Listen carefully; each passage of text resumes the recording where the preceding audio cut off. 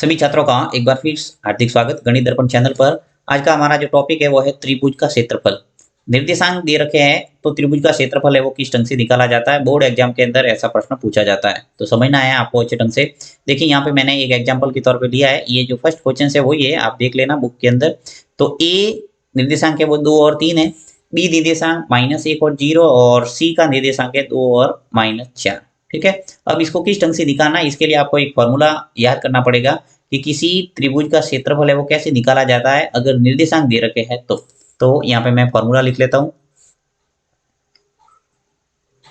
तो फॉर्मूला क्या होता है, देखिए यहाँ लिखते हैं हम कि त्रिभुज ए बी और सी का क्षेत्रफल बराबर होता है 1/2 ब्रैकेट x1 y2 -y3।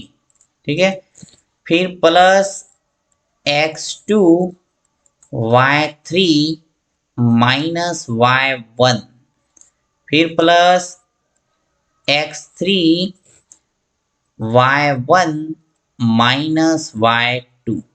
ठीक है, और ब्रैकेट बंद। इस टाइप का फॉर्मूला है, आपको लिख लिख के याद करना पड़ेगा, बहुत ही इजी है। देखिए इसके अंदर x1 x2 और x3 ये बाहर है, अंदर सब आपको ध्यान रखना है y2 -y3 y3 -y1 और y1 -y2। ठीक है, अब देखिए फॉर्मूला कैसे याद करना है इसका पूरा मैंने एक वीडियो बनाए हुए है। सभी फॉर्मूलों को किस किस ढंग से याद किया जाता है बहुत इजी तरीके से, उसका वीडियो आप जरूर देखना प्लेलिस्ट में जाके। सभी आपको ट्रिक बताई गई है कि किस ढंग से आपको फॉर्मूला है वो याद रखना है। एग्जाम के अंदर याद रखना काफी डिफिकल्ट होता है, तो उस ट्रिक के माध्यम से इजीली आप फॉर्मूले को याद रख सकते हैं। तो बढ़ते हैं आगे, यहाँ पे मैं इसको करता हूँ सॉल्व। देखिए यहाँ पे बराबर 1/2। अब सभी मान रखना है, यानी x1 y2 y3 ये सब क्या है, x1 x2 y1 y2 y3। तो इसके लिए आपको ध्यान रखना है, देखिए a b और c, इसके अंदर से आपको ध्यान रखना है सबसे पहला पॉइंट है वो a है, तो इसके अंदर 1 1 ध्यान रखना है, यानी पहला है वो 1 होगा, यानी x1 होगा ये, और ये y1 होगा। दूसरा जो निर्देशांक है b का, ये पहला पहला होगा वो x2 होगा और दूसरा होगा वो y2 होगा। c का निर्देशांक है x3 और ये है y3। यानी किसी भी ब्रैकेट के अंदर x और y निर्देशांक इस क्रम में होते हैं, जिसे हम भुज और कोटि कहते हैं, ये आपको पता होगा वैसे। तो x निर्देशांक और y निर्देशांक, तो पहला पहला देखिए ब्रैकेट है तो ये 1 1 लिख दिए मैंने, दूसरे में 2 2 और तीसरे में 3 3। तो चाहो तो यहाँ आप लिख सकते हैं यहाँ करके, तो मैं लिख के बता देता हूँ। देखिए बोर्ड एग्जाम के अंदर ऐसे करेंगे तो और अच्छा लगेगा, तो इसको मैं व्यवस्थित आपको करके बता देता हूँ। तो देखिए यहाँ लिखते हैं हम सभी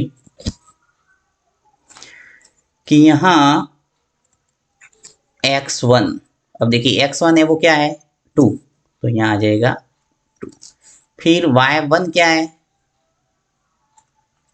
y1 है वो मेरे पास 3 है, तो यहाँ लिख दिया 3। इसी प्रकार x2 है वो कितना है, x2 है वो कितना है माइनस का 1, तो यहाँ लिख लो -1। y2 कितना है, y2 है वो कितना है 0, तो यहाँ आ जाएगा 0। इसी प्रकार x3 कितना है, x3 है वो 2 है, तो यहाँ आ जाएगा 2। और y3 है वो -4 है, ये आ गया -4। तो आपके सभी मान है वो आ गए हैं। अब फॉर्मूले के अंदर रखना है और इसको करना है सॉल्व। तो सॉल्व करने का तरीका आपको ध्यानपूर्वक देखना है, क्या तरीका है। देखिए x1 है तो सबसे पहले x1 का मान है वो रखना है, तो x1 कितना है देखिए 2, तो यहाँ लिखेंगे 2 ब्रैकेट बंद।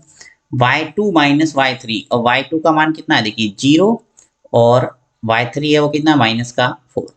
तो यहाँ पे पहले मैं 0 लिखूंगा, यानी y2 का मान 0 है। अब देखिए यहाँ -y3 है, फॉर्मूले के अंदर -y3, और यह y3 का मान है -4 है, तो यहाँ माइनस और यहाँ पर भी माइनस, तो माइनस माइनस क्या हो जाएगा प्लस, तो यहाँ आ जाएगा सीधा प्लस का 4 और ब्रैकेट बंद। फिर प्लस x2 है वो कितना है देखिए माइनस का 1 है, और यहाँ फॉर्मूले के अंदर क्या है प्लस, तो यहाँ सीधा ही हम क्या लिखेंगे यहाँ माइनस का 1। फिर ब्रैकेट y3 -y1, y3 कितना है माइनस का 4, तो पहला है तो ये तो -4 ही आएगा। फिर माइनस का y1, तो y1 है वो कितना है 3 है, तो यहाँ आ जाएगा -3। उसके बाद देखिए तीसरा ब्रैकेट प्लस y x3 लिखना है, तो x3 है वो कितना है देखिए 2, तो ये आ गया 2।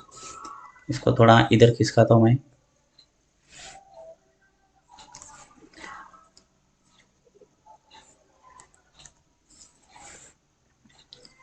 नेक्स्ट x3 है वो कितना देखिए 2 आ गया, और y1 माइनस y2, y1 कितना है हमारे पास 3, तो ये आ गया ब्रैकेट के अंदर 3, और माइनस y2 है वो 0 है, तो ये आ गया -0 और ब्रैकेट बंद।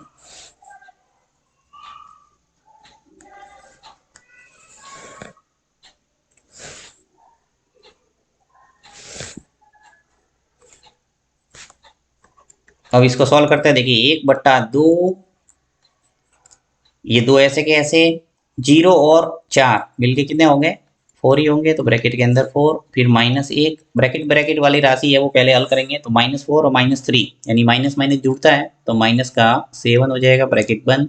फिर प्लस ये 2, यहाँ 3 -0 है, तो 3 ऐसा का ऐसा, ब्रैकेट बंद। करो आगे सॉल्व। 1/2, यहाँ देखिए 2 का गुणा 4 से कर तो कितना हो गए 8, यहाँ माइनस का 1 का गुणा -7 से होगा, यानी माइनस माइनस प्लस हो गए, और आ जाएगा 7, फिर प्लस ये 2 × 3 हो जाएगा, तो कितने हो गए 6, ब्रैकेट बंद। तो 1/2, 8, 7 और 6 इनको जोड़ो, कितने हो गए देखिए 8 और 7 15, 15 और 6 कितने हो गए 21। तो हमारा जो आंसर है वो क्या आ जाएगा देखिए 21 के अंदर 2 का भाग देना है, तो यहाँ भाग दे दो।